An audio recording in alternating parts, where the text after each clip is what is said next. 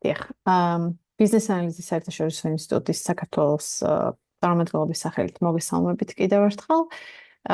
ჩვენ წარმოგიდგენთ ძალიან საინტერესო თემას დღეს. მე ვარ მარიამ ჯოხაძე, ვიცე-პრეზიდენტი პროფესიული განვითარების მიმართულებით IABA საქართველოს chapter-ში.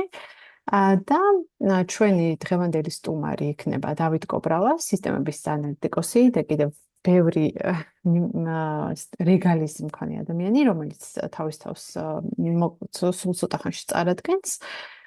ჩვენი თემა მოგეხსენებათ არის სისტემების ანალიზი.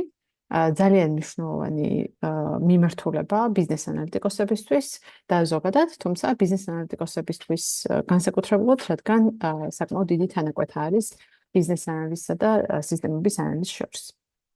Q&A სესია ღია იქნება მთელი ჩვენი შეხვედრის განმავლობაში. ნებისმიერი კითხვის დასმა თუ მოგინებათ, გთხოვთ გამოიყენოთ ამისთვის ჩატი ან Q&A ჩანართი, ნებისმიერი რამ შეგვატყობინეთ თუ რაიმე დაგაინტერესებთ, ჩვენ ამ კითხვებს გავაჟღერებთ პირდაპირ პრეზენტაციის დროს და ჩვენი სტუმარი აუცილებლად გასცემს პასუხს.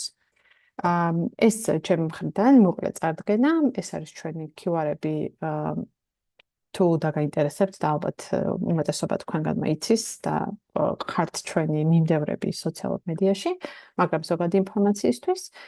ახლა კი სიტყვას გადავცემ დავით კობრავას. დათო, მოგესალმებით. ხო, გამოჩნდი და შეგიძლია დაიწყო შენი პრეზენტაციის გაზიარება.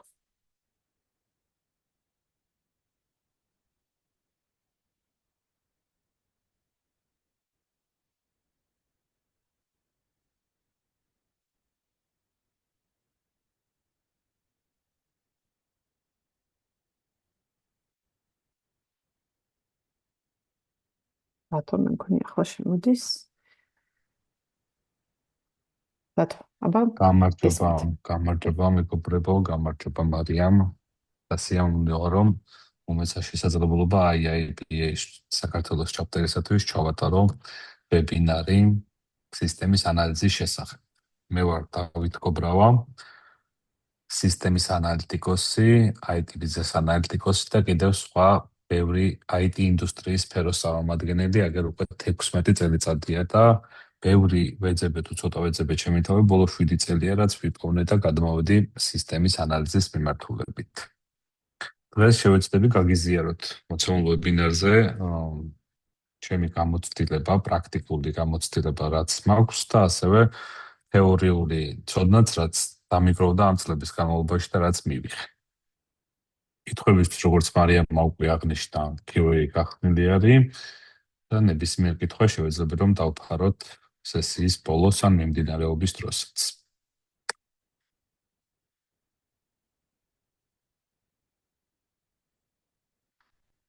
ვიწამით.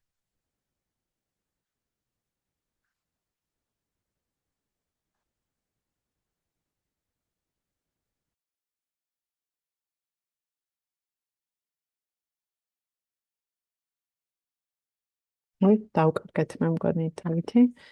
ახლა დავავადოთ.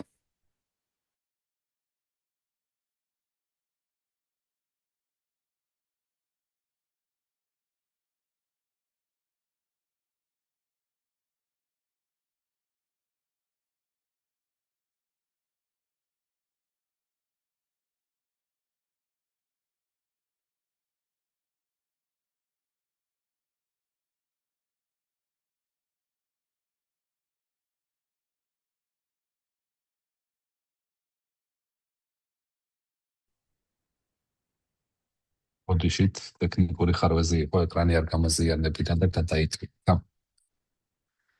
აი, მოკლედ გავაზიარებ ახლა ეკრანს და შეგვიძლია დავწვი. გამოჩნდა ხო იდეა შეკრა. კი ბატონო, მოკლედ დღეს ვისაუბრებთ სისტემის ანალიზის და სისტემის ანალიტიკოსების შესახებ და პირველი კითხვა ალბათ რაც ყველას გაგვიჩნდება, ვინ არის ეს სისტემის ანალიზი, ხო? და შესაბამისად პირველი თემა, რასაც ჩვენ დავფარავთ, ეს არის თუ ვინ არის სისტემის ანალიტიკოსი, რა საქმეს აკეთებს ეს სისტემის ანალიტიკოსი და ზოგადად რა სფეროს მოიცავს სისტემის ანალიტიკა. მეორე შევეხებით სისტემის ანალიტიკოსი, როგორც ხიდი ბიზნესსა და ტექნოლოგიას შორის. მესამე ჩვენი ტოპიკი იქნება სისტემის ანალიტიკოსი სხვადასხვა ტიპის ენტერპრაიზებში და მისი როლი ციფრულ ტრანსფორმაციაში. მეოთხე თემა იქნება თუ რას აკეთებს სისტემის ანალიტიკოსი რეალურ პროექტებში. მეხუთე თუ როგორ გამოიყენება სისტემის ანალიზი რეალურ ბიზნესსა და IT სფეროში. მეექვსე თემა იქნება რა ცოდნა და ინსტრუმენტებია საჭირო ძლიერი სისტემის ანალიტიკოსად ჩამოყალიბებისათვის და ბოლო მეშვიდე რაც იქნება ესაა კარიერული გზა სისტემის ანალიტიკოსისათვის. პირველი ვინ არის სისტემის ანალიტიკოსი? სისტემის ანალიტიკოსი არის სპეციალისტი, რომელიც სწავლობს ბიზნეს პროცესებს, ბიზნესში არსებულ პრობლემებს, მათ მოთხოვნებს და ტექნოლოგიურ შესაძლებლობებს, თუ რა შეუძლია ამ ენტერპრაიზთან, რა შესაძლებლობები არსებობს დღევანდელ ბაზარზე, რაც შესაძლებელია რომ გარდაქმნას ტექნიკურ გადაწყვეტად. ანუ იმ ტექნოლოგიების გამოყენებით რა შესაძლებლობაც გააჩნია დღევანდელ ბაზარს და თვითონ კომპანიას ცდილობს რომ შექმნას ისეთი სისტემა, რომელიც ამა თუ იმ ორგანიზაციას და ენტერპრაიზს გადაუწყვეტს მასში არსებულ პრობლემებს. ძირითადი მოვალეობები, რასაც სისტემა ანალიტიკოსი აკეთებს, ეს არის ეხმარება ბიზნეს და IT გუნდს, რომ ერთმანეთის გაიგონ სწორად. მისი მთავარ მიზანს წარმოადგენს, რომ პირველ რიგში, რა თქმა უნდა, თვითონ სისტემის ანალიტიკოსმა გაიგოს ბიზნესის პრობლემები სწორად, გააკეთოს მოთხოვნების ანალიზი, ჩამოაყალიბოს და აღწეროს სისტემის ლოგიკა, თუ როგორ უნდა იმუშაოს სისტემა, გააკეთოს იმ პროცესების ოპტიმიზაცია, რომელიც არსებობს ამა თუ იმ კომპანიაში, სხვადასხვა სისტემებში და კონკრეტულად იმ სისტემების მიმართულებით, რომელზეც მას მოუწევს მუშაობა და გააკეთოს ტექნიკური და ბიზნეს გუნდების კოორდინაცია. რეალურად ეს ყოველდღიური საქმიანობებიდან გამომდინარე შეიძლება IT ბიზნეს ანალიტიკოსმა სხვა უკაცრავად სისტემის ანალიტიკოსმა სხვა მოვალეობები შეითავსოს და შეასრულოს და სხვა პრობლემებიც გადაჭრას, თუმცა ძირითადი მოვალეობები, რაც წიგნის მიხედვით არის გაწერილი, რომ სისტემის ანალიტიკოსის მოვალეობა არის ისინი, რაზეც ახლა ვისაუბრეთ ჩვენ. რეალურ პროექტებში სისტემის ანალიტიკოსი მუშაობს ბიზნესთან, დეველოპერებთან, ტესტერებთან, enterprise არქიტექტორებთან და solution არქიტექტორებთან ერთად, ასევე პროექტ მენეჯერებთან, უსაფრთხოებისა და ოპერაციულ გუნდებთან. შეიძლება იყოს DevOps-ები, შეიძლება იყოს ინფრასტრუქტურის ადმინისტრატორები და სხვადასხვა tech სფეროს წარმომადგენლები. ყოველდღიურობაში ჩვენ სისტემის ანალიტიკოსებს გვიწევს ამ ადამიანებთან ერთად მუშაობა და იმ ტექნიკური გადაწყვეტილებების შესრულება და ინტეგრაცია ორგანიზაციის ჭრილში, რაც არის ყოველდღიურ მოვალეობებში მოკლედ და ტასკებში გაწერილი. სისტემის ანალიტიკოსი შეგვიძლია წარმოვიდგინოთ როგორც ხიდი ბიზნესსა და ტექნოლოგიებს შორის. რეალურად შეიძლება რაღაც მსგავსება დავინახოთ IT ბიზნეს ანალიტიკოსებთანაც და შეიძლება ითქვას, რომ მასეც არის ნაწილობრივ, თუმცა სისტემის ანალიტიკოსები წარმოადგენენ შედარებით უფრო შემდგომ ლეველს, ანუ უფრო მეტწილად გვიწევს სისტემებთან მუშაობა და სისტემის არქიტექტურის შემუშავება, თუმცა რა თქმა უნდა, ჩვენც აქტიურად ვართ ჩართული ბიზნესთან კომუნიკაციაში, ხო? რა საჭიროა ახლა ეს ბიზნესთან კომუნიკაცია და როგორ უთარგმნით ჩვენ ამას ტექნიკურ გუნდს? ანუ შეიძლება ბიზნეს გააჩნდეს სხვადასხვა ტიპის მოთხოვნები, ხო? ყველაზე ხშირი მოთხოვნები, რაც არის ხოლმე ჩემი გამოცდილებიდან, არის რომ ყველა ბიზნესს ესაჭიროება ესა თუ ის პროცესი, რომ იყოს სწრაფი და უნდათ რომ მომხმარებლების გამოცდილება გააუმჯობესონ. ან სურთ რომ შეამცირონ რისკები. ეს ყველაფერი რა თქმა უნდა ბიზნესისათვის გასაგებია და აღსაქმელია, თუმცა ტექ გუნდისათვის, რომელმაც უნდა შექმნას ისეთი სისტემა, რომელიც ამ პრობლემებს მოუგვარებს ბიზნესს, ცოტა რთულია მხოლოდ ამ წინადადებებით და თუ გინდა ბევრი წინადადება იყოს აქ მიმატებული, ბიზნესის მოთხოვნებით გაიგონ რა არის შესაქმნელი. ზუსტად აქ ვერთვებით სისტემის ანალიტიკოსები, ვაკეთებთ სიღრმისეულ ანალიზს თუ რა საჭიროებები გააჩნია ბიზნესს და ვცდილობთ რომ ეს ბიზნესის საჭიროებები გადავთარგმნოთ ტექ გუნდის ენაზე. ანუ რას გულისხმობს ეს? თითოეული პროცესისათვის, რომელიც შესაქმნელი არის ორგანიზაციაში ამა თუ იმ პრობლემის გადასაჭრელად, საჭიროა გაკეთდეს გარკვეული ტიპის API-ები, ან შეიქმნას რაღაც სისტემები. რომლების უკანაც დგას მონაცემთა ბაზები. მონაცემთა ბაზებს ჭირდება თავისი სერვისები, მიკროსერვისები ან რომელიმე სხვა ტიპის პატერნი, რომელიც გამოიყენება სისტემის არქიტექტურაში. საჭიროებს, რომ ეს შექმნილი სისტემები შემდგომ დავნერგოთ და გავტესტოთ ჯერ სატესტო გარემოზე, შემდეგ დევ გარემოზე, შემდეგ რეალურ გარემოზე. ამ ყველაფერში გასათვალისწინებელია, რომ აუცილებელია დაცული იყოს უსაფრთხოება, როგორც სისტემების, ისევე მონაცემების. ასევე მნიშვნელოვანია, რომ შეიქმნას ისეთი სისტემა, რომელიც პერფორმანსის მხრივ არ იქნება ხარვეზიანი, არ დახარვეზდება, ან გარკვეული ტიპის პრობლემები არ შეექმნება პერფორმანსს. ზუსტად ამისთვის სისტემის ანალიტიკოსები ვაყალიბებთ ისეთ ამოცანებს და ვუწევთ დეველოპერებს ისეთ ტექნიკურ დავალებებს, სადაც ეს ყველა ნიუანსი, რაზეც ახლა ვისაუბრეთ, გათვალისწინებული არის და მათთვის გასაგებად არის აღწერილი თითოეული ეს პუნქტი, რას უნდა ასრულებდეს. მაგალითად, რომ ავიღოთ API-ში რა შეიძლება გაწეროს სისტემის ანალიტიკოსმა, ხომ? მარტივი მაგალითი რომ განვიხილოთ და ავიღოთ პროდუქტის საკვების შეკვეთის აპლიკაცია, მაგალითად Volt-ი ან Glovo, ხო? ნებისმიერ შემთხვევაში ეს სისტემა ადამიანი ურთიერთქმედებს ამ სისტემასთან და თვითონ ეს ჩვენი მობილური აპლიკაცია უკან კიდევ უკავშირდება გარკვეულ სისტემებს. მათთვის კომუნიკაციის ენა შეუძლებელია იყოს ჩვეულებრივი ისეთი სასაუბრო ენა, რაც ჩვენ გვაქვს.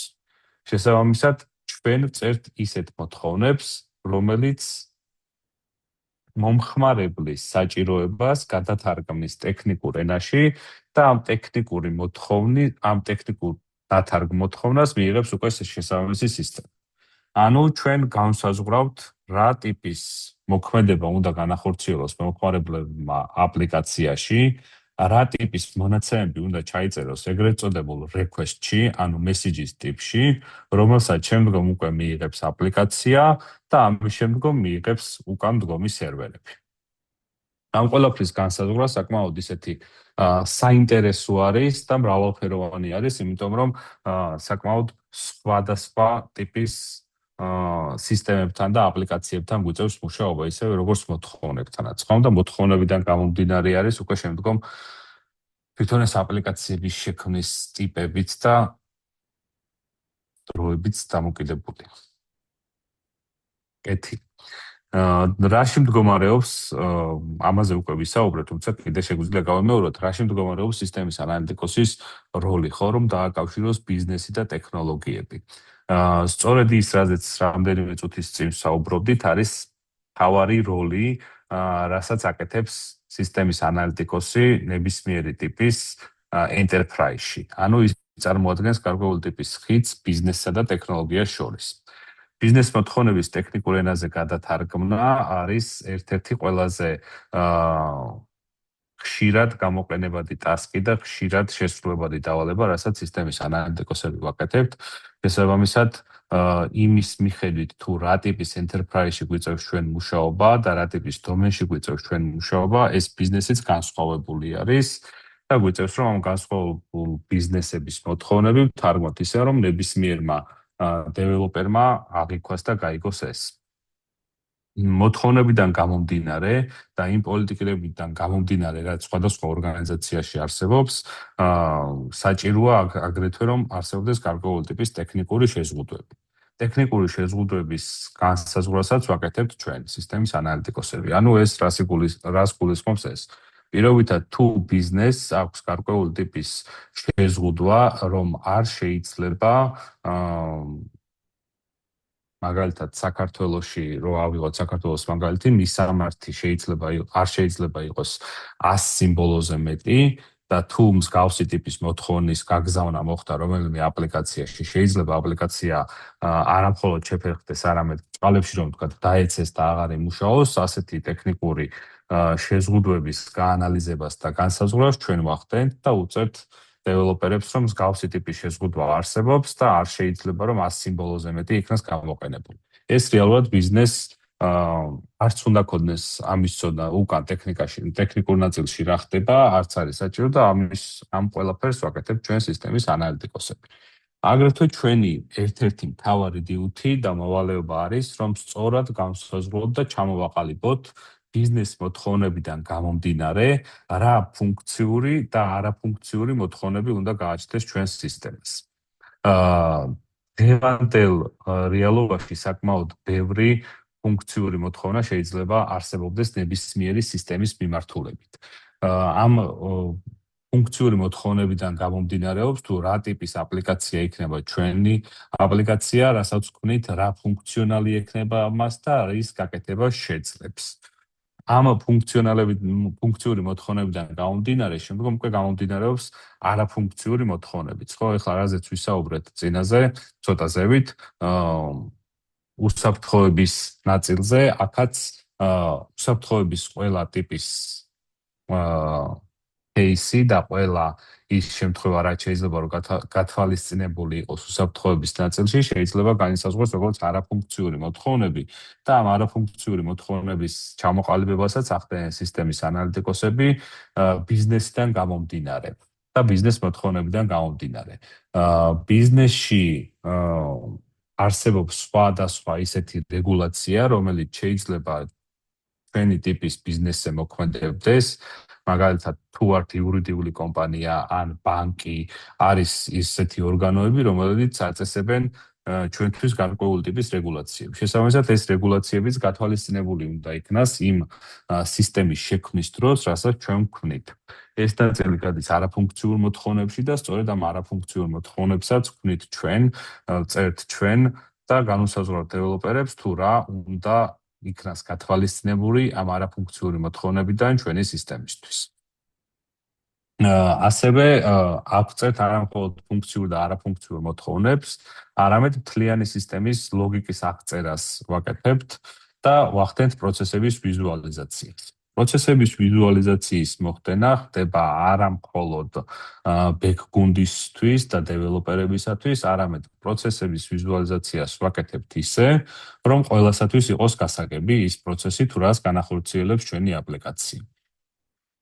მოცემული ვიზუალიზაციას სისტემის ანალიტიკოსები იყენებენ სხვადასხვა stakeholder-ებთან, ხომ? იმისათვის, რომ რაღაც სისტემა შევქმნათ, ეს მოთხოვნები მოდის ბიზნესიდან, თუმცა შემდგომ უკვე რაღაც გარკვეული ტიპის მონახას მოქაფსისავით რომ გავაკეთებთ, ისევ ბრუნდებით stakeholder-ებთან და ბიზნესთან, რომ ეს შევათანხმოთ, ხომ? როდესაც ეს ყველაფერი უკვე ვიზუალური სახით გვაქვს წარმოდგენილი და ამის ვიზუალიზაცია გვაქვს გაკეთებული, მათთან ურთიერთქმედება შესაბამისად უფრო მარტივი ხდება და მათთან კომუნიკაციას და გარკვეულ ნაწილებზე შეთანხმებაც უფრო მარტივი არის. სისტემის ანალიტიკოსის როლი სხვადასხვა ტიპის ენტერპრაიზებში და ციფრულ ტრანსფორმაციაში. სისტემის ანალიტიკოსის მთავარ როლს ალბათ უკვე მივხვდებოდით ამ ეტაპამდე, ან ვინც ახლა შემოგვერდით კიდევ უფრო გავიმეორებ მათთვისაც, რომ ძირითადად არის სისტემის ანალიტიკოსმა რომ შეისწავლოს ეზის პროცესები, ანუ პროცესი, რომელიც დღეს გვაქვს და როგორც ის მიმდინარეობს. შემდგომ ამ პროცესების გაანალიზებისა და აღწერის შემდგომ ვაკეთებთ უკვე თუ მისი ოპტიმიზაცია გვჭირდება, ვაკეთებთ to-be models, თუ როგორი უნდა იყოს დღევანდელი პროცესი. აგრეთვე ვაქმნით gap analysis და ვიგებთ თუ სად არის ჩვენი სისტემის პრობლემა, რა საჭიროებს გამოსწორებას და ვცდილობთ რომ ეს gap analysis ნაწილიც მაქსიმალურად დავადოკუმენტიროთ და რაც შეიძლება გასაგებ ენაზე აღწეროთ სხვებისთვისაც. და განსაზღვრავთ ამ ყველაფრის შედეგად თუ რა არის შესაძლებელი ჩვენ სისტემაში. სისტემის ანალიტიკოსის როლი უშუალოდ სისტემის შექმნის პროცესში არ გულისხმობს რომ მხოლოდ დოკუმენტების შექმნა ან ვიზუალიზაცია არის. ჩვენთვის მნიშვნელოვანია რომ შევქმნათ ისეთი სისტემა, სადაც გავითვალისწინებთ ყველა იმ მნიშვნელოვან ასპექტს და პუნქტს, რომელიც გააჩნია სისტემას, ხომ? ეს არის მონაცემები, ეს არის უსაფრთხოება, სხვადასხვა ტიპის ინტეგრაციები და რეგულაციები. განსაკუთრებით მნიშვნელოვანია დღევანდელ დღეს და 21 საუკუნეში მონაცემები და მათი უსაფრთხოება და შესაბამისად სისტემების შექმნის დროს მთავარი აქცენტი კეთდება ხოლმე იმაზე, თუ როგორ უნდა იყოს ეს ჩვენი მონაცემები უფრო მეტად დაცული, უფრო მეტად უსაფრთხო და რა თქმა უნდა ასწრაფებასთან ერთად და ყოველდღიურობის ასწრაფებასთან ერთად სისტემის მთავარ მოთხოვნას წარმოადგენს ხოლმე სისწრაფეც. შესაბამისად, ამ სისწრაფის უზრუნველყოფა ხდება სწორად განსაზღვრული იმ არქიტექტურული სტილებით, რომელთაც იქმნება ეს ჩვენი სისტემები. და მნიშვნელოვანია, რომ ეს არქიტექტურული სტილის არჩევის და ამოცანის გაწერის დროს გათვალისწინებული იყოს ყველა ის პუნქტი, რასაც თქვენ ახლა ეკრანზეც ხედავთ და რაც ჩამოთვალე ისინიც. დღევანდელობიდან გამომდინარე, სისტემის ანალიტიკოსები აქტიურად არიან ჩართულები ციფრულ ტრანსფორმაციაში. ციფრული ტრანსფორმაცია გულისხმობს რას? ეს არ არის მხოლოდ ახალი სისტემის შექმნა, ხომ? არამედ ეს არის გარკვეული პროცესების ცვლილება, ოპერაციების ოპტიმიზაცია, მონაცემების უკეთ გამოყენება და ავტომატიზაცია. ციფრული ტრანსფორმაციის იდეალურ მაგალითს წარმოადგენს ალბათ ყველასათვის საყვარელი, ჩემთვის ყოველ შემთხვევაში McDonald's, ხომ? იყო დრო, როდესაც მივდიოდით უკვეთავდით სალაროსთან რაღაც პროდუქციას და ამ ყველაფერს შეიკარგებოდა ძალიან დიდი დრო. შემდგომ ციფრული ტრანსფორმაციის გამოყენებისას როგორი რაღაცა მოხდა, ხომ? შეიქმნა სპეციალური აპარატი, სკრინი, ეკრანი, სადაც მივდივართ და ვაკეთებთ ამ პროდუქტის შეკვეთას, იმის რაც ჩვენ გვინდა. ეს რეალურად წარმოადგენს შეიძლება რა, ახალი სისტემა შეიქმნა, მაგრამ რეალურად ძირეულად არ შეცვლა, ხო, ახალი სისტემა. უბრალოდ არსებობდა პროცესი, რომლის გაუმჯობესებაც მოხდა და დაიხვეწა შეკვეთის გზა.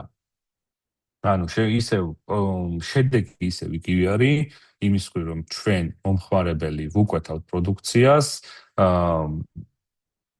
პროდუქციის მომწოდებელი იღებს ამ შეკვეთას და ჩვენ ვიღებთ. თუმცა ეს ყველაფერი უკვე გაციფრულებული არის, რაც ორგანიზაციისთვისაც რა თქმა უნდა მომგებიანი არის და კადრების სხვა გადანაწილებას გამოიყენებს, ან შეამცირებს, რაც მისთვის უკეთესია და მომხმარებლებისთვისაც გარკვეულწილად უკეთესია, იმიტომ რომ უფრო მარტივად შეგვიძლია გავაკეთოთ შეკვეთა და ავირჩიოთ ის, რაც ჩვენ გვინდა.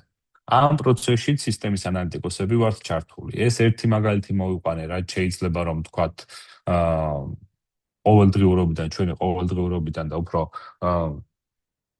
მარტივად გასაგები რო იყოს ყველასათვის თუ რაში შეიძლება იყოს სისტემის ანალიტიკოსი ჩართული. ახლა ცოტა უფრო სპეციფიკიდან რო წავიდეთ, ჩემს ერთ-ერთ წინა სამსახურში შევქმნით ასეთი სისტემა, რომელიც უზრუნველყოფდა საერთაშორისო გადარიცხვებს. ეს გადარიცხვების სისტემა, რა თქმა უნდა, არსებობდა საქართველოში და როცა შეიქმნა ეს საბანკო სისტემა, იქიდან მოყოლებული, რა თქმა უნდა, ეს გადარიცხვებიც არსებობდა, თუმცა გარკვეულ ოპტიმიზაციას საჭიროებდა, ხომ? რადგანაც უცხოეთში გადარიცხვები დროში გაწელილი იყო, რადგანაც ისე სწრაფად ვერ ხდებოდა ჩარიცხვა და ვერ იღებდა ადრესატი გაგზავნილ თანხას, როგორც მისთვის საჭირო იყო.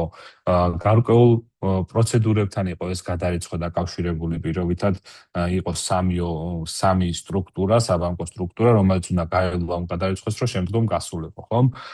იმისათვის, რომ ეს ყველაფერი გაგვემარტივებინა, მოვიძიეთ ვენდორი, რომელიც ფარავდა საერთაშორისო გადარიცხვებს 132 ქვეყანაში, მოვახდინეთ ვენდორთან კომუნიკაცია, გავაანალიზეთ მათი სერვისი, API, თუ რაც ჰქონდათ მათ, თითოეული API-ის გაანალიზების შედეგად შევქმნით ჩვენს მხარეს სისტემა, რომელიც მიიღებდა მოთხოვნას ჩვენი კლიენტებისაგან, ამ მოთხოვნას თარგმნიდა ჩვენს ვენდორისათვის გასაგებ ენაზე, API-ის ენაზე, რა თქმა უნდა, რეკვესტად უგზავნიდა და ეს გადარიცხვა ხდებოდა 5 წუთის განმავლობაში. დღესაც მოქმედი არის ეს სისტემა, დღესაც მუშაობს და საკმაოდ ბევრი გამომყენებელი წავს. რეალურად სისტემის ანალიტიკოსის მოვალეობას წარმოადგენდა ის, რომ მონაწილეობა მიიღო როგორც ვენდორის მოკვლევაში, პრობლემა წარმოიშვა საიდან? პრობლემა წარმოიშვა იქიდან, რომ უცხოეთში გადარიცხვა ჩნდებოდა ძვირი, მომხმარებლები იხდიდნენ ბევრ თანხას, უცხოეთში გადარიცხვა გრძელდებოდა დიდ ხანს და საჭიროებდა დიდ დროს. შესაბამისად, სისტემის ანალიტიკოსის მოთხოვნა, ბიზნესური მოთხოვნა იყო ასეთი, რომ საჭირო იყო ამ პროცესების გაუმჯობესება, დაჩქარება და რაც შეიძლება ნაკლები დანახარჯებით მისი გაკეთება. სისტემის ანალიტიკოსების გუნდის მიერ მოხდა იმის მოკვლევა, თუ რომელი ვენდორი იყო ისეთი, ან რომელი კომპანია იყო ისეთი, რომელიც შეძლებდა მსგავსი მოთხოვნების გათვალისწინებას და შესრულებას, შესაბამისად ჩვენ მოვიკვლიეთ, როგორც უკვე აღვნიშნეთ, მსგავსი ვენდორი, ჩავერთეთ მათთან სამუშაო პროცესებში, მათგან მიღებული დოკუმენტაციების გაანალიზების შედეგად შევქმნით ახალი სისტემა, რომელიც დაენერგებოდა ჩვენს ორგანიზაციაში და შემდგომ ეს სისტემა იურთიერთქმედებდა, ისაუბრებდა ვენდორის სისტემასთან. ეს პროცესიც საკმაოდ ისეთი საინტერესო პროცესი იყო და ანგრძლიო ვერ ვიტყვი, იმიტომ რომ ორ თვეში დასრულდა. თუმცა ძალიან ბევრის მომცემი იყო, როგორც ჩემთვის, ისევე იმ ორგანიზაციისათვის, სადაც ეს პროექტი განვახორციელეთ. ესეც შეიძლება ჩაითვალოს ციფრულ ტრანსფორმაციად, ერთგვარ ციფრულ ტრანსფორმაციად და ასევე პროცესის ოპტიმიზაციადაც. ოდიშით დამება ენა. ხო, რას აკეთებს სისტემის ანალიტიკოსი რეალურ პროექტებში? დათო, ბოდიში, სანამ შემდეგ სლაიდებზე გადავალთ და შეიძლება ფარავდა კიდეც უკვე ამ საკითხებს. ორი კითხვა გვაქვს და მაინც გავაჟღერებ, თუ თვლი რომ ჩვენი სლაიდები ფარავს ამ საკითხებს, მე შეგვიძლია ეს კითხვა გავაჟღერებთ მოგვიანებით. პირველი კითხვა არის არქიტექტისგან რა განასხვავებს სისტემა ანალიტიკოსს და მეორე კითხვა არის შენ რაც მოყევი მაგასთან დაკავშირებით გამოდის რომ დეველოპერის ბექგრაუნდია საჭირო სისტემა ანალიტიკოსისთვის, სხვანაირად როგორ იმსჯელებს ისეთ ფუნქციურ მოთხოვნებზე, უпростоრად არაფუნქციურ მოთხოვნებზე, როგორც არის სისწრაფე, უსაფრთხოება და ხელმისაწვდომობა. ბატონო, პირველ კითხვას რომ მოდი ახლა დავფაროთ, ბოლოს რო არ დავალოდოთ. ალბათ solution architect-ზე არის საუბარი, რით განსხვავდება solution architect-ისგანო. ესეც დამოკიდებული არის ალბათ უფრო enterprise-ების ჭრილზე და შეიძლება სხვადასხვა ტიპის enterprise-ში ან ორგანიზაციაში სისტემის ანალიტიკოსის პოზიცია იყოს როგორც solution architect-ის პოზიცია, ან solution architect-ის პოზიცია იყოს სისტემის ანალიტიკოსის პოზიცია. იდეაში ორივე ემსახურება იმას, რომ შექმნან სისტემები და სწორი არქიტექტურა იმ სისტემისა, რომელმაც უნდა იმუშაოს, თუმცა solution architect-ები უფრო მიმართულები არიან მონაცემთა ნაწილზე. ანუ უზრუნველყოფენ იმას, რომ მონაცემების მიმოცვლა სისტემებს შორის მონაცემების დაცვა, ის სტრუქტურები, რაც უნდა იყოს შენარჩუნებული ორგანიზაციაში და შენი სისტემის ფარგლებში, solution architect-ები ამ ნაწილსაც ფარავენ. სისტემის ანალიტიკოსს მსგავს სიღრმეებში ჩასვლა, როგორც მოვალეობა, არ აქვს და საკმარისია ისიც, რომ განსაზღვროს უბრალოდ პირობითად რა ტიპის მონაცემების შენახვა არის საკმარისი. შექმნას ის სქემები და სტრუქტურა, თუ როგორ უნდა მოხდეს ამ მონაცემების შენახვა. ანუ ბაზა განსაზღვროს, რა ტიპის ბაზა არის შესაქმნელი, რელაციური მონაცემთა ბაზა თუ არარელაციური მონაცემთა ბაზაა შესაქმნელი და ასე შემდეგ. თუმცა უფრო სიღრმეებში ჩასვლა არ უწევს დიუთების მიხედვით. Solution architect-ებს კი უფრო მეტად უწევთ მსგავს სიღრმეებში ჩასვლა. მაგრამ კიდევ ერთხელ გამოვარდები, რომ enterprise-ების და ორგანიზაციების ჭრილში შეიძლება ერთი და იგივე პოზიციის მქონე ადამიანს და ერთი და იგივე მოვალეობების შემსრულებელ ადამიანებს ერქვათ სხვადასხვა სახელები. მაგალითად, იყო ორგანიზაცია, სადაც IT business analytics-ის პოზიციას ვიკავებდი მე და რაღაც პერიოდის შემდგომ გადაკეთდა და მათ დაერქვათ სისტემის ანალიტიკოსები. ასევე იყო ორგანიზაცია, სადაც სისტემის ანალიტიკოსები ერქვათ, თუმცა შემდეგ გადაკეთდნენ და solution architect-ები დაერქვათ. თუმცა მოვალეობები არ მგონია, რომ მათი მოვალეობები შეცვლილი იყო, რატომღაც ჩემი გადმოსახები. მეორე კითხვა, იმედია დავფარე მეგობრებო თქვენი კითხვა და მეორე კითხვა შეეხება background-თან დაკავშირებით არის მეორე კითხვა. რაც შეეხება developer-ის background-ს, კი ბატონო.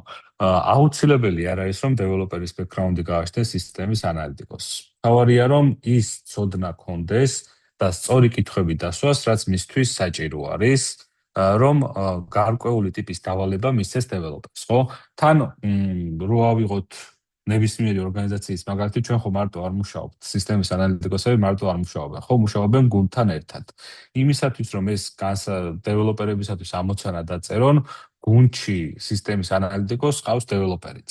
აქტიურად მუშაობს დეველოპერებთან ერთად, ხო? სისტემის ანალიტიკოსმა გაიგო რა იყო ბიზნესის მოთხოვნა, წარმოიდგინა როგორ უნდა განხორციელდეს ეს მოთხოვნა და შემდგომ უკვე დეველოპერთან ერთად შეუძლია განასხვაოს და ჩაშალოს ის მოთხოვნები დეველოპერებისათვის და ამოცანის დაწერაში დაიხმაროს თვითონ დეველოპერიც, ასე ტექნიკურ ნაწილს რაც შეეხება და მათ ერთად შექმნან ისეთი ამოცანა, რომლის ამონახსნით იქნება მოკლედ solution-ი ორგანიზაციისათვის. რა თქმა უნდა, დეველოპერის ბექგრაუნდის მქონე ადამიანებს უფრო უმარტივდებათ ამ პოზიციაზე მუშაობა და უფრო მარტივად ითვისებენ ალბათ ამ პროფესიას და ამ როლს, თუმცა დეველოპერის ბექგრაუნდი არ არის საჭირო იმისათვის, რომ სისტემის ანალიტიკოსები გახდეთ. იმედია მეორე კითხვას დავფარე, ხო? კი, მადლობა მოგწერეს.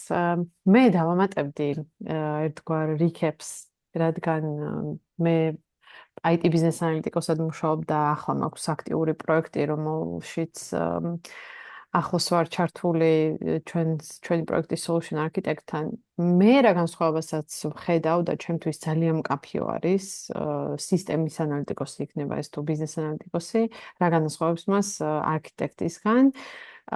სისტემის ანალიტიკოსი და ბიზნეს ანალიტიკოსი უმეტესად მუშაობენ იმაზე, აიგონ რა სჭირდება სისტემას და როგორ უნდა აღწერონ ის მოთხოვნები, რაც მოდის ბიზნესის მხრიდან. და solution architect-ი უფრო ფოკუსირდება იმაზე, როგორ უნდა აიგოს ზოგადად ეს ტექნიკური გადაწყვეტა, რითიც ისარგებლებს შემდეგ სისტემა. მაგალითად რო წარმოვიდგინოთ, ძალიან მაღალ დონეზე კომპანია როცა ქმნის ონლაინ ბენკინგის რაღაც აპლიკაციას, ვთქვათ.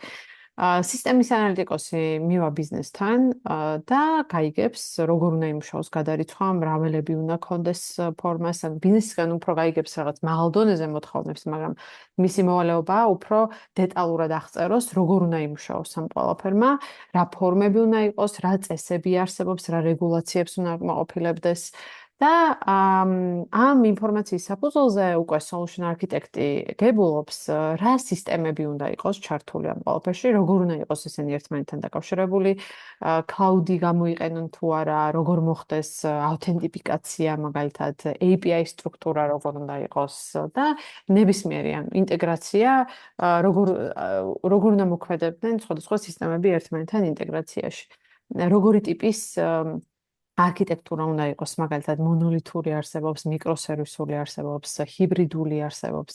მოკლედ, ძალიან მკაფიო ხაზი არის არქიტექტს და სისტემების ანალიტიკოს თუ ბიზნეს ანალიტიკოს შორის და მაგაში ვერ დაგეთანხმები, მარიამ. ანუ გააჩნია ალბათ პროექტს. რაც ახლა შენ ჩამოთვალე, ხო, პროექტს ვიძახი და მაგიტო ვთქვი, რომ enterprise გააჩნია თქო, რაც ახლა შენ ჩამოთვალე, მაგალითად ვსაუბრობდი იდეაში, რომ ამ ყველაფერს სისტემის ანალიტიკოსი აკეთებს. ანუ შედის მის მოვალეობაში ჰიბრიდული არის, ასე ვთქვათ რა, იმიტომ რასაც შენ ყვებოდი ახლა თავიდან, აი თითქოს ყველაფერში მოყვებოდი, რომ აი როგორც ბიზნეს ანალიტიკოსი მეც ვაკეთებ მაგ ყველაფერს, მაგრამ უმეტესად შემოვალება მაინც არის აი მოთხოვნების აღწერა, რაც მომაქვს ბიზნესისგან, რომ ეს უკვე ტექნიკურ ენაზე გარდაქმნა development team-ისთვის და არქიტექტისთვის. რომ შემდეგ მათ იმუშაონ არქიტექტურის შედგენაზე. და აი უფრო წვრილმან დონეზე ტექნიკური დეტალების ჩაშლა როგორ მოხდება. და არაფუნქციონალურ მოთხოვნებს რაც ეხება, აი ძალიან პრაქტიკულად რომ ვთქვათ, ჩემს პროექტებზე მაგალითად უმეტესად თვითონ დეველოპერების ინფუტი არის ამაში დიდი, მე ვწერ ზოგად მოთხოვნებს და შემდეგ უკვე აი ვთქვათ, ვიცი, 10 წამში უნდა იტვირთებოდეს რაღაცა დიდი დატასეტი საიტზე, სიტყვაზე ვიძახი, ეს არის მოთხოვნა ბიზნესიდან. ანუ მე მივდივარ ამ მოთხოვნით დეველოპერებთან და უკვე მე ხდება ამისი გარჩევა, აი როგორ უნდა დავაკმაყოფილოთ ეს არაფუნქციური მოთხოვნა. ну ეს ძალიან ზედაპირული მაგალითია. კი, იდეაში სისტემის ანალიტიკოსები მაგაშიც ვერთვებით. წერან რა კითხვაც იყო იდეაში. მაგას ფარავს ეს პასუხი, ახლა მაგასაც დაფარავს უფრო სწორად. ერთხელ კი გავიც პასუხი, მაგრამ მანდაც ვერთვებით სისტემის ანალიტიკოსები და ჩვენ ვთავაზობთ იმ options, რა არის შესაძლებელი, რომ 10 წამში აიდეთოს პირობითად დიდი data აპლიკაციაში. მაგაშიც ვერთვებით. თუმცა არ არის აუცილებელი, რომ მაგაში ჩავერთოთ. იმიტომ რომ გუნდთან ერთად ვმუშაობთ, როგორც უკვე ვთქვით, და მათთან ერთად შეგვიძლია რომ ეს ყველაფერი დავფაროთ. თუმცა ის როგორი არქიტექტურის უნდა იყოს ჩვენი სისტემა, რასაც ვქმნით, რომელ API-ებს უნდა უკავშირდებოდნენ, ამ API-ებს რომელი endpoint-ებით უნდა აკითხავდნენ, ან ჩვენ რა endpoint-ი უნდა შევქმნათ ჩვენმა დეველოპერებმა, ან რა ტიპის კავშირი უნდა იყოს სხვადასხვა სერვერებს შორის, იქნება ეს HTTP თუ HTTPS და ასე შემდეგ, ამის განსაზღვრას ვაკეთებთ სისტემის ანალიტიკოსები. თუმცა კიდევ ერთხელ გავიმეორებ, რომ enterprise-ების და კომპანიების მიხედვით სისტემის ანალიტიკოსების მოვალეობებიც და როლებიც განსხვავებული არის. შეიძლება ერთ ორგანიზაციაში სულ სხვა რაღაცას აკეთებდეს სისტემის ანალიტიკოსი და მეორეში სულ სხვა რაღაცას, თუმცა საერთო ჯამში შედეგი მაინც ერთია, რომ ორივე მათგანი არის პასუხისმგებელი სწორი სისტემების და არქიტექტურის შექმნაზე. რეალურად EPAM-ის მაგალითი რო ავიღოთ ისევ, ხო? EPAM-ს ბიზნეს ანალიტიკოსი წავს, სისტემის ანალიტიკოსი წავს და solution architect-ი წავს, ხო? და ნებისმიერი სხვისი მაგალითი რო ავიღოთ, ახლა საქართველოს ბანკს მხოლოდ solution architect-ები ყავს. კრედო ბანკს მხოლოდ სისტემის ანალიტიკოსები, ისევე როგორც TBC-ში მხოლოდ სისტემის ანალიტიკოსები ვარ და ყავს კიდევ enterprise architect-ები, ვინც პასუხისმგებლები არიან ასე ვთქვათ, თელს ინფრასტრუქტურა, თელს იმ სისტემების სტრუქტურაზე, რომელიც არის ბანკში, ხომ? ამიტომ აღნიშნე, რომ განსხვავებულ ორგანიზაციებში განსხვავებული მიდგომები და დიუთები აქვთ. თუმცა ის დიუთები არის, რაც ნებისმიერი ამ პოზიციის მქონე ადამიანს საერთო აქვს რა. requirement-ების გეზერინგი უწევს სამივე პოზიციის წარმომადგენელს, რომელზეც ახლა ჩვენ ვისაუბრეთ, ხო? სისტემის ანალიტიკოსსაც, solution architect-საც და business analytics-საც. შემდგომ ესეც ისე ორგანიზაციის ჭრილში არის, სად რომელი უფრო მეტწილად მოუწევს, ასე რომ ვთქვათ. თუ ყველაფერი ისეა წასული, რომ requirement gathering-ი ხდება ბიზნესის მხრიდან და შენამდე უკვე ეს requirement-ები გამზადებული მოვა, შემდგომ უკვე სისტემის ანალიტიკოსის მოვალეობა იქნება, რომ ეს requirement-ები გაანალიზოს სწორად და თარგმნოს დეველოპერებისთვის საჭირო ენაზე. ხო, რეალურ პროექტებში ახლა შეიძლება, რასაც ახლა სკრინზე უყურებთ, ძალიან ბევრი მოვალეობა იყოს ჩამოთვლილი და ისევ ორგანიზაციიდან გამომდინარე არის, რას გააკეთებს და რას არა. თუმცა ზოგადად ამის კეთება გვიწევს სისტემის ანალიტიკოსებს. ჩემი გამოცდილები და რა გამოცდილებაც მე მაქვს და რისი გაკეთებაც მოგწევია, რეალურად არის ესენი, რომ ჩვენ ვაკეთებთ requirement gathering-ს, მონაწილეობას ვიღებთ ინტერვიუებში, workshop-ებში, stakeholder-ებთან შეხვედრებში, მოთხოვნების შეკრებაში და ბრწყალებში, რომ ვთქვათ, გამოძალვაში, პროცესების ანალიზშიც და ვქმნით სხვადასხვა ტიპის BPMN დიაგრამებს და ისეთ დიაგრამებს, რომელიც გასაგები იქნება ისევე როგორც დეველოპერისათვის, ასევე ბიზნესისათვის. თუ რას აკეთებს ის პროცესი, რომელსაც ჩვენი BPMN-ი აღწერს, ხო და ჩვენს BPMN-ზეა მოცემული. ვქმნით პროცესებს, ezis tubis მოდელებს ვაკეთებთ სისტემის ლოგიკის აღწერას სხვადასხვა ხელსაწყოების გამოყენებით, რომელსაც ყველა ამ როლის მქონე ადამიანი იყენებს. ხო, ვიყენებთ user story-ებს, use case-ებს, acceptance criteria-ს და business წესებს. როდესაც ლოგიკას ვწერთ, ამებსაც ვიყენებთ. აგრეთვე ვაკეთებთ უფრო ტექნიკურ ნაწილი, რაც არის ტექნიკურ ანალიზს, რაც გულისხმობს API-ების ანალიზს, ინტეგრაციების mapping-ს, მონაცემთა ბაზის არჩევას, გარჩევას, ანალიზს და მისი სტრუქტურის შედგენას. აგრეთვე ვქმნით sequence diagram-ებს, რომელიც დეველოპერს უჩვენებს თუ როგორ ურთიერთქმედებს ჩვენი შიდა ანუ ჩვენი შექმნილი სისტემა მისსავე კომპონენტებთან და ასევე როგორ ურთიერთქმედებს გარე კომპონენტებთან. დეველოპერებთან ერთად გვიწევს აქტიური მუშაობა იმისათვის, რომ ის მოთხოვნები, რაც აქვს ბიზნეს, სწორად ჩამოვაყალიბოთ და შევქმნათ სწორი სისტემები და ამ სისტემის სწორი ფუნქციონალები. ასევე გვიწევს ტესტირების პროცესში ჩართვაც, ხომ? ანუ სატესტო გარემოზე დანერგვა იყო ორგანიზაცია, სადაც მუშაობდი რამდენიმე წლის წინ, რომ სატესტო გარემოზე დანერგვა სრულად ჩვენთვის იყო, ჩვენზე იყო მოდებული სისტემის ანალიტიკოსებზე, ჩვენ გვიწევდა ამ სატესტო გარემოზე დანერგვა, შემდგომ მისი ტესტირებაც და ასე შემდეგ. დღესდღეობით სხვანაირად არის, მაგალითად, TBC-ში სხვა სტრუქტურა არის, რომ სატესტო გარემოზე DevOps-ები ფარავენ ამ ყველაფერს დანერგვის ნაწილებს და ჩვენ შეიძლება მოგვიწვიოს იმაში ჩართვა, რომ ტესტერებს დავეხმაროთ გატესტვაში. ან გავტესტოთ სხვადასხვა ტიპის ფუნქციონალი, სწორად მუშაობს თუ არა ის, რაც ჩვენ გავწერეთ. თუმცა ორგანიზაციების მიხედვით კიდევ ერთხელ ვთქვი, რომ განსხვავებული არის, მაგრამ გვიწევს ამის კეთება ადრე თუ გვიან და კარგია თუ ეს ყველაფერი გვეცოდინება და შევძლოთ, რომ ეს ყველაფერი გავაკეთოთ.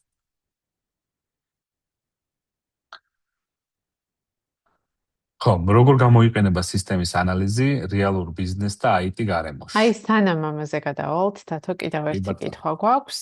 პროექტში, სადაც სისტემის ანალიტიკოსია, ბიზნეს ანალიტიკოსიც არის თუ არა და რა როლს ითავსებსო? პრაქტიკული გამოცდილება თუ გქონიათო? ჩემ კი, შემთხვევაში მე არ მქონია მაგალითად EPAM-ში მსგავსი გამოცდილება.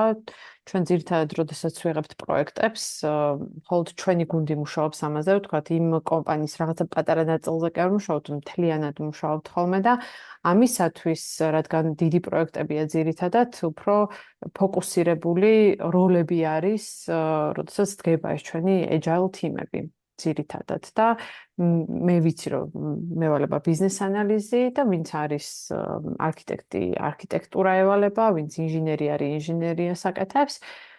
სისტემების ანალიტიკოსი ჩემთან ჯერჯერობით არ ყოფილა. მე არ მქონია ასეთი შემთხვევა. აბა, დავით, შენი გამოცდილებაც გაგვიზიარე და რა მკაფიო ხაზი იყო გასმული სისტემა ანალიტიკოს და ბიზნეს ანალიტიკოს შორის, ეგეც რომ გითხრა. ხო, მქონია მსგავსი გამოცდილება, რომ ბიზნეს ანალიტიკოსთან ერთად მიმუშავია პროექტებზე.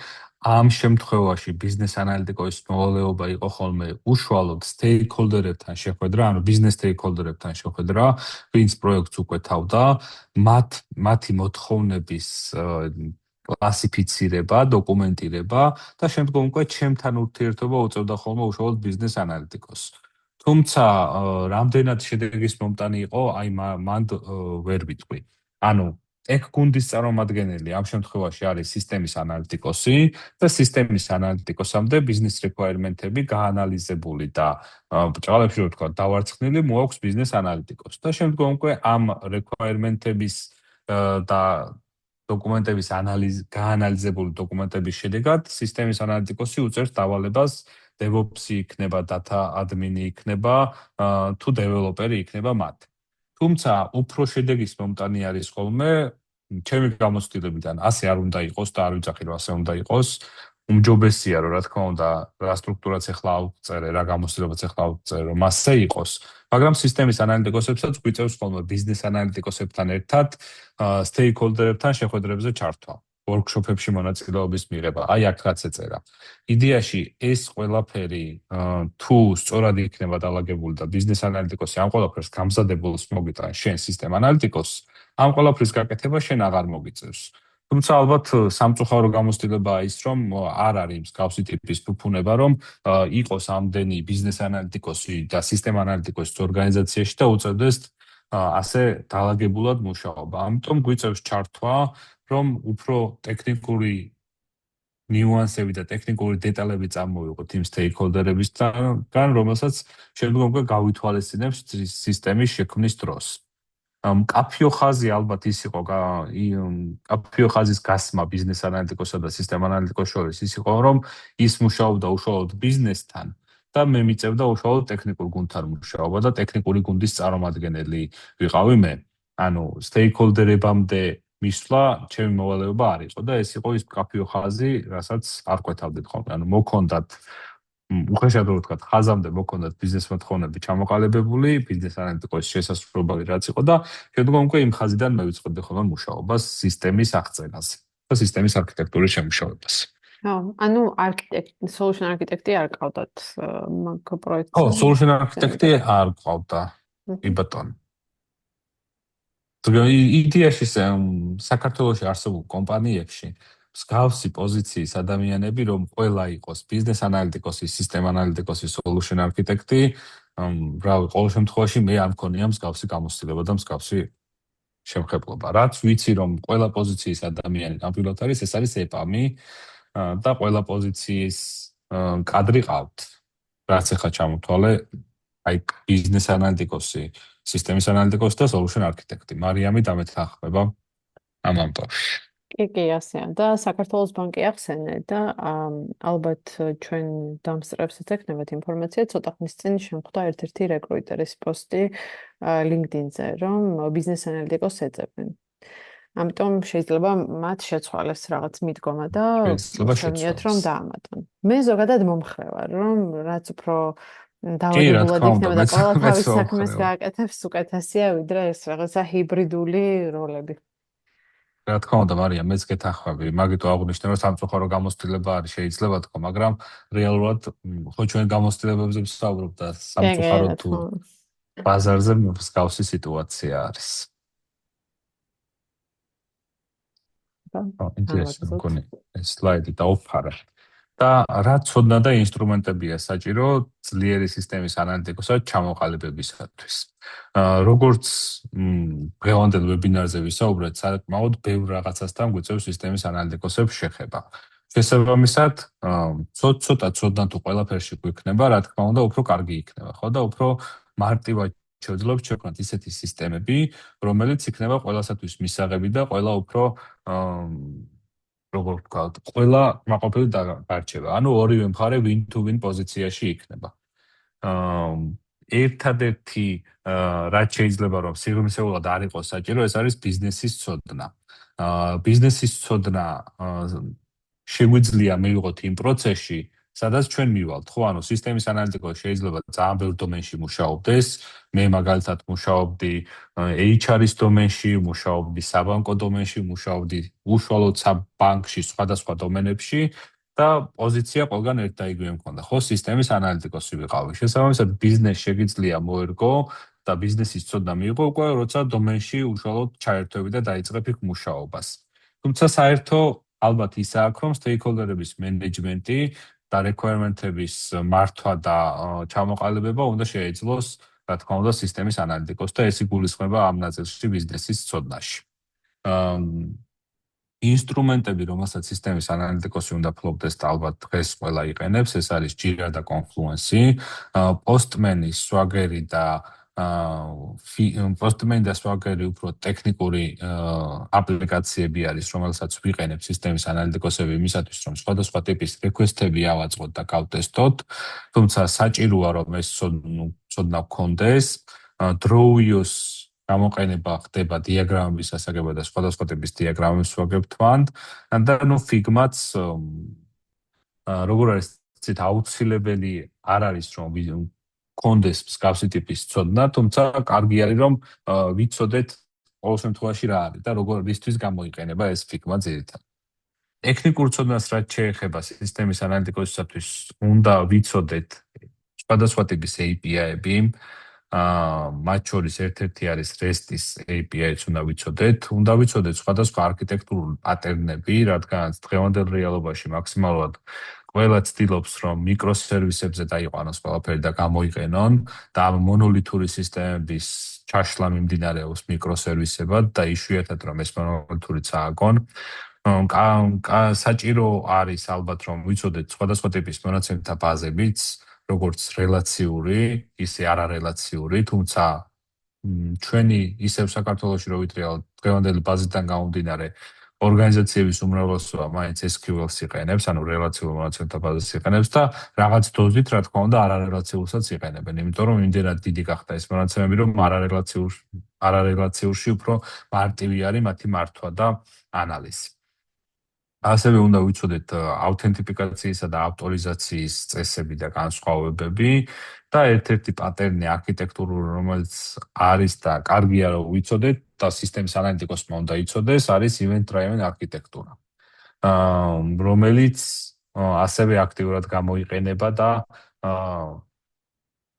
იმ შემთხვევებში, როდესაც პროცესი არის ასინქრონული, ეს event-driven არქიტექტურა ძალიან კარგად გამოიყენება და მუშაობს ნებისმიერი სისტემის შექმნის დროს. შესაბამისად, ამის ცოდნაც მნიშვნელოვანი არის. მოდელირების ტექნიკები, რასაც ვიყენებთ და უნდა იცოდეს სისტემის ანალიტიკოსმა არის BPMN დიაგრამები, UML დიაგრამების შექმნა, sequence დიაგრამების შექმნა, use case დიაგრამების შექმნა, CO4-ის მოდელების შექმნა, რომელთაც სისტემის არქიტექტურის აღწერას ვახდენთ და ERD დიაგრამების შექმნა და ეს ERD დიაგრამები იდეაში მონაცემთა ბაზებთან პირდაპირ კავშირში არის და მარტივად შეიძლება რომ ერთი მეორეს დაუკავშიროთ და ერთიანად ვისწავლოთ. ეს ყველა ტექნიკა, რაც ახლა ჩამოვთვალე, არ არის საჭირო იმისათვის ამ ყველაფრის ცოდნა, რომ შენ სისტემის ანალიტიკოსად დაიწყო მუშაობა. სისტემის ანალიტიკოსში არსებობს სხვადასხვა პოზიციები, ხომ? როგორც ბიზნეს ანალიტიკოსებს გააჩნია და სხვადასხვა პროფესიის და სხვადასხვა როლებს, არის ჯუნიორი, მიდლი, სენიორი და ნებისმიერი ჯუნიორის პოზიციაზე დაწყება შესაძლებელია აქედან რამდენიმე მათგანი თუ იცი. ან სურვილი გაქვთ იმისა, რომ ისწავლო, შეგიძლია ნებისმიერი მათგანი ისწავლო, მით უმეტეს დღეს როცა ყველანაირი ცოდნა თუ გინდა ყველანაირი ხელსაწყოარი იმისთვის, რომ ეს ცოდნა მიიღო და ამისთვის მთავარია გაგვაჩნდეს ის soft უნარები, რაც არის სურვილი და მონდომება, რომ ვისწავლოთ რაღაც ახალი და ნებისმიერი აქ ჩამოთვლილი, რაც ხა თქვენ ეკრანზე ხედავთ, ნებისმიერი მათგანის სწავლა ძალიან მარტივი და შესაძლებელი არის. შესაბამისად, დავიწყებთ ჯუნიორ სისტემის ანალიტიკოსად მუშაობასაც. soft უნარებიდან რაც მნიშვნელოვანი არის კომუნიკაციის უნარი. მნიშვნელოვანია, რადგანაც გვიწევს ორივე მხარესთან ურთიერთობა, როგორც IT-სთან, ისევე ბიზნესთან. კრიტიკული და ანალიტიკური აზროვნების უნარი უნდა გქონდეს იმისათვის, რომ შევძლოთ სისტემის ანალიტიკოსად მუშაობის დაწყება.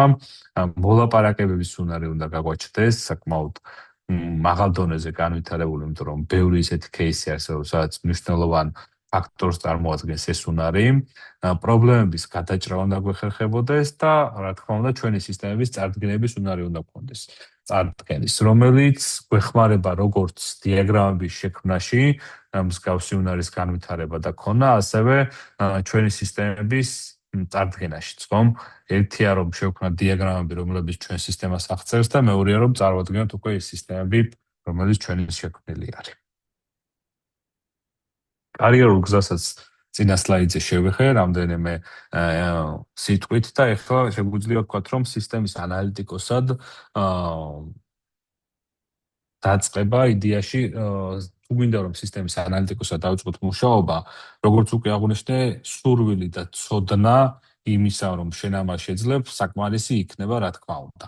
თუმცა კარიერული გზა ვითარდება ხოლმე ასე, რომ IT ბიზნეს ანალიტიკოსების ლეველებიდან ჯუნიორი, მიდლი, სენიორი, შემდგომი სტეპი არის ხოლმე სისტემის ანალიტიკოსობა.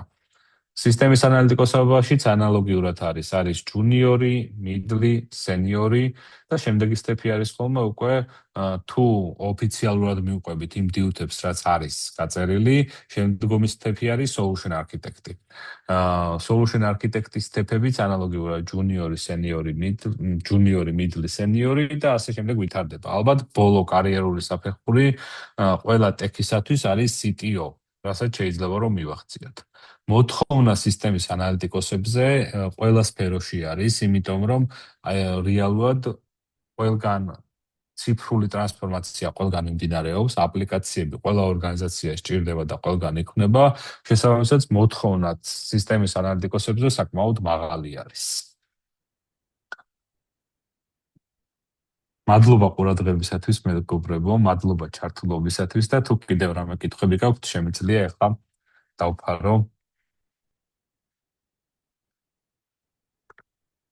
დიდი მადლობა. თქო, ძალიან საინტერესო იყო.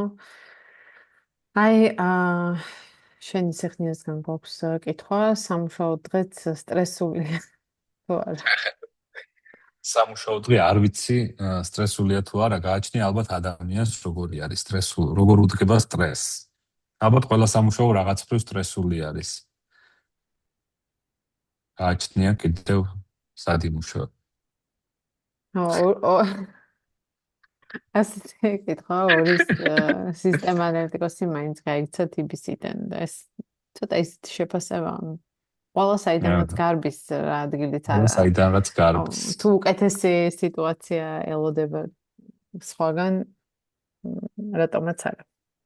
ხო, დავით, ალბათ მაგი უფრო გუნდზე არის დამოკიდებული და სისტემის ანალიტიკოსზე და თვითონ ადამიანზე, ვინ რას დაივალებს. ოფიციალურად მოვალეობები რაც აქვს სისტემის ანალიტიკოს, ჩამოთვალი აქვს და TBC-ს ანალოგიურად არის გაწერილი და რეალურად ალბათ არ უნდა დაევალებინა და არ მოუწევდა გაქცევა.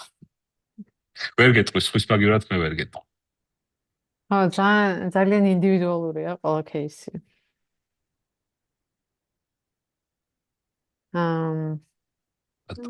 კიდევ მე მგონი ყველა ისეთი კრიტიკული საკითხი დავფარეთ და მაინც ვთვლი რომ აი ბიზნეს ანალიტიკოსებს მარტივად შეუძლიათ ტრანსფორმაცია სისტემების ანალიტიკოსებად, იმიტომ რომ უფრო მეტი თანაკვეთა ჩანს. კი, უფრო მეტი საერთო აქვს იდეაში, ანუ ყველა ის თეფი რაც ბიზნეს ანალიტიკოსი რასაც გაივლის, რეალურად სისტემის ანალიტიკოსისთვის წინ გადადგმული ნაბიჯი არის, რა ჩათვალე საქმის 50% უკვე იცი რა, თუ მეტი არა კიდევ რა თქმა უნდა. და ტექნიკური ბექგრაუნდი თუ გაქვს კიდევ უფრო მარტივია.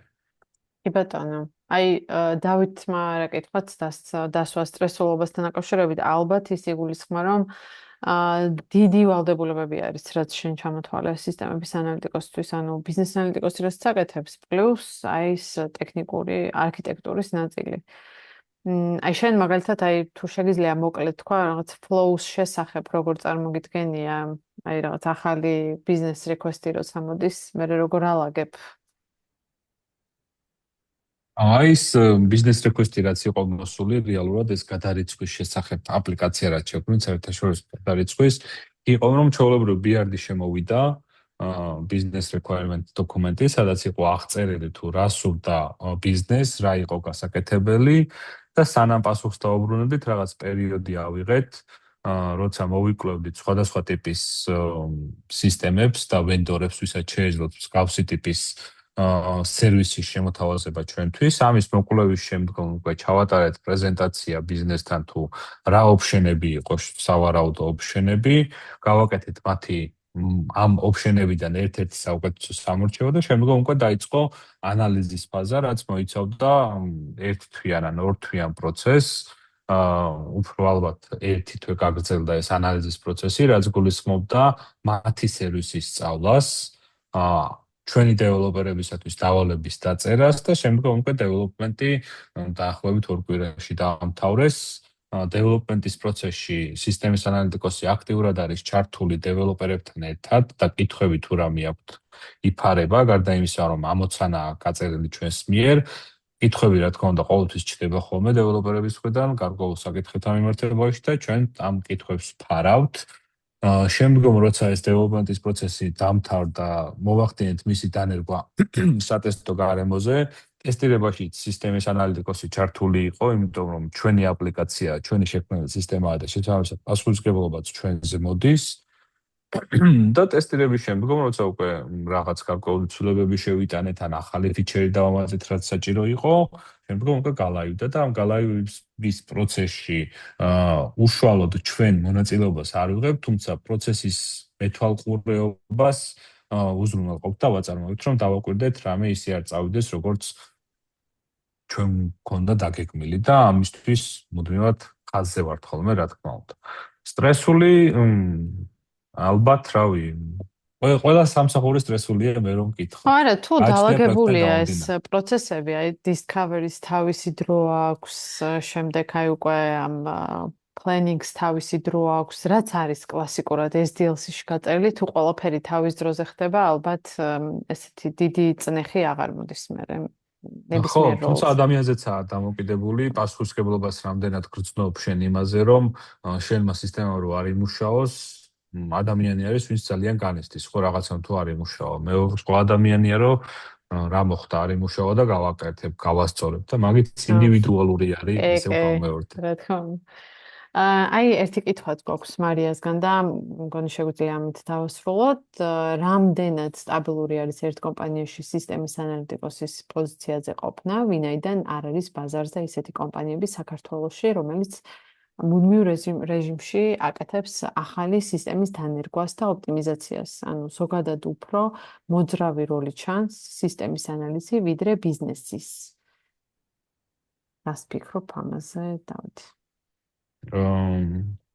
არ ვიცი, იმის ფონზე რომ ძალიან ბევრი სტარტაპი იქმნება, ძალიან ბევრი აპლიკაცია არის და ყველაფერი იზრდება სისტემების მიმართულებით და ტექნიკური ტრანსფორმაცია მუდმივად მიმდინარეობს. ჩემი აზრით მოთხოვნადი როლი იქნება. ერთ კომპანიაში დიდი ხანი იყოფნა, არ ვიცი. ანუ კითხვას თუ უფრო დამიზუსტებ, შევეცდები რომ პასუხი უფრო კონკრეტული გაქცე. ხო, გააჩნია ალბათ кейს, მარიამ. მეც ასე მგონია. ზოგადად მე პირადად მიდგომა მაქვს, რომ ერთ კომპანიაში დიდი ხანი, თუ ეს არის პროდუქტის წარმოებელი კომპანია, მაგალითად EPAM-ი, სადაც მე ვმუშაობ, თვითონ ესე პროდუქტს კი აწარმოებს, მაგრამ ძირითადად ფოკუსირებული არის ადამიანური რესურსების გაქირავებაზე სხვადასხვა ტიპის კომპანიებისთვის. და ეს კომპანიები უკვე თავიანთ პროექტებს განკარგავენ ჩვენი გამოყენებით, ჩემი როგორც ბიზნეს ანალიტიკოსის და სხვა თანამშრომლების.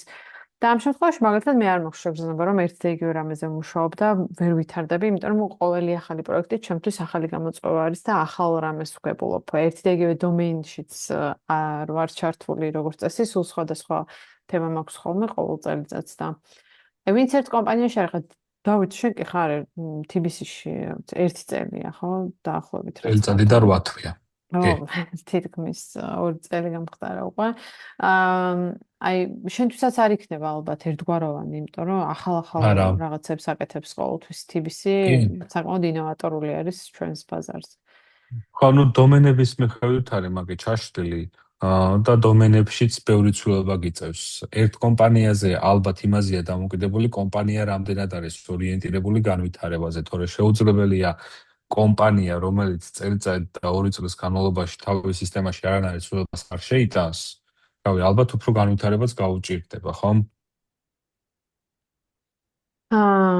ხო, თან ერთ კომპანიაში მოდი იმასაც დავამატებ. ერთ კომპანიაში თუ სისტემა ანალიტიკოსად მუშაობ და ამ კომპანიამ ამოწურა თავი და განვითარების რესურსი, არ გაგიჭირდება სხვა კომპანიაში სხვა პოზიციაზე გადასვლა. უფრო მოთხოვნადი იქნება და შეგეძლება რომ შეიცვალოს კომპანიები, ანუ აუცილებლობას არ წარმოადგენს რომ ერთ კომპანიაში რომელმაც განვითარება ჩემი შეფასებით შეიძლება უფრო შეფასება იყოს, მაგრამ შეწყვიტა, როცა აღარაფერს დასანერგი აღარ გაქვს, პროცესების შესაძლებელი თუ არ გაქვს და არაფერი თუ არ გაქვს გასაუმჯობესებელი, მაშინ რა ვიცი. მაშინ ჯობია რომ გამოცვალოთ ასეთ ორგანიზაციაში, ხარ ჩემი რჩევა იქნება. თვით განვითარებისთვის კარგი საშუალება. კარგი, მოდი ამაზე დავასრულოთ, ისედაც გადავწდით უკვე დათქმულ დროს. დიდი მადლობა დავით, რომ იყავით ჩვენი სტუმარი დღეს და ასეთ საინტერესო თემაზე ისაუბრე. დიდი მადლობა ჩვენს დამსწრეებს მკითხვებისთვის და თუ კიდევ რამე დამატებით დაგაინტერესებთ, შეგიძლიათ ყოველთვის მოგმართოთ ჩვენს დავითსაც და შევეცდებით, რომ ეს ჩვენს პატარა ბიზნეს ანალიტიკოსების კომიუნიტიში ისეთი კარგი ნეტვორკინგის ურთიერთობის შესაძლებლობები შევქმნათ ასე. მადლობა მეგობრებო და დროებით მომავალ შეხვედრამდე.